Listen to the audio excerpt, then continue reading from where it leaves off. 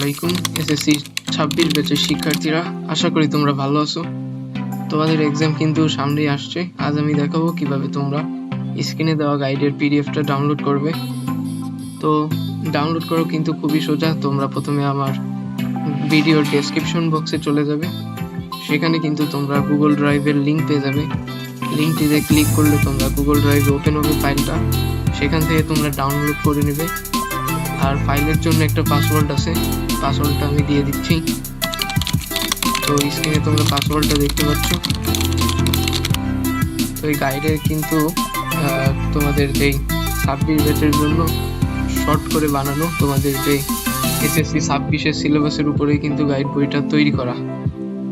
তো আমি তোমাদের সব গাইডের পিডিএফ দিয়ে দেব, তোমাদের লাগলে তোমরা এখান থেকে ডাউনলোড করে নিতে পারবে। তো আজ এই পর্যন্তই, তোমাদের জন্য শুভকামনা রইল। আল্লাহ হাফেজ।